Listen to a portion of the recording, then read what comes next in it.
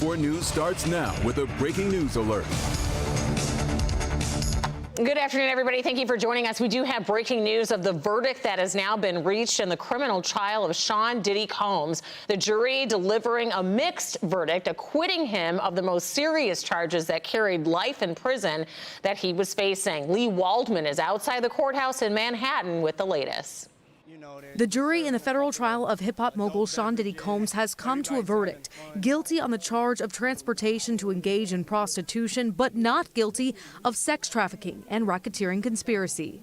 The jury, made up of 8 men and 4 women, heard from 34 witnesses called by the prosecution, including 2 of Combs' former girlfriends, Cassie Ventura, and a woman testifying under the alias Jane. Both women testified Combs forced them to engage in sexual encounters referred to as freak-offs and hotel nights. Ventura spoke on the stand about violence she endured throughout the course of her 11-year relationship with Combs. Jurors watched this hotel surveillance video from 2016 showing Combs dragging and kicking Ventura several times throughout the course of the trial. Ventura's attorney read a statement from her after she testified. I hope that my testimony has given strength and a voice to other survivors and can help others who have suffered to speak up. Combs' defense team never denied allegations of domestic abuse, but instead argued the 2 women participated willingly in the sexual encounters. Jurors heard from Combs' former personal assistants, a male sex worker, and other former employees. The defense rested its case after less than 30 minutes, only reading text messages into the record. Combs did not testify. Lee Waldman reporting there, and the prosecution will seek a 20-year maximum sentence for Combs. The judge is yet to decide if Combs will be released pending sentencing. We will continue to follow this case and keep you updated as we learn more while we're on the air, and of course always on clickondetroit.com. Closer to home, some scary moments on a DDOT bus this morning after a passenger stood up and shot another passenger before taking off. Local 4's Lauren Kostoik, she is live near 8 Mile in Sherwood, where this is all taking place. And Lauren, have you heard from police? I understand maybe not long ago.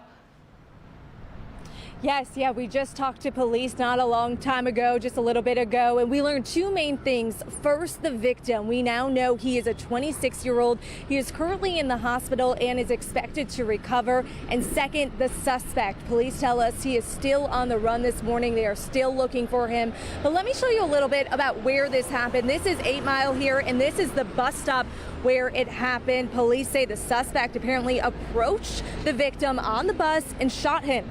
And here's some video like you're looking at right now from earlier this morning. You can see the bus there and police tape as investigators tried to piece together what happened. Right now, they believe this was a random shooting with really no clear motive at this time.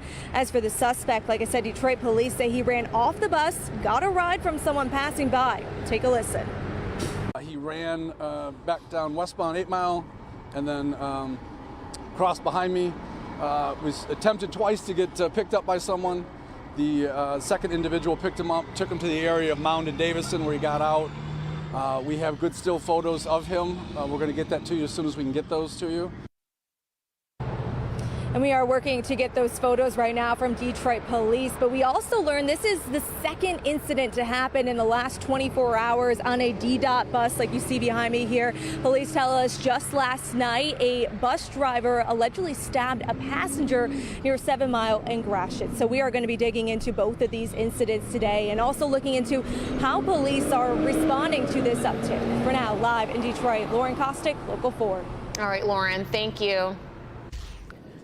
Well, as we can see, the sun is shining bright, and hopefully it stays that way. But Ashley, I know you've been talking to us all morning long that there is that isolated chance we could get hit by a shower. Yeah, a stray thunderstorm or 2 can't be ruled out this afternoon, but certainly looking at decent conditions at this lunch hour as we take a look at satellite and radar. Dry as a bone, but I will zoom in just a little bit closer as you might see a couple little speckles of gray on here. That would indicate a few of these clouds that have been bubbling up, so you can see that here in downtown Detroit, but we still have those blue skies that are peeking through at this hour.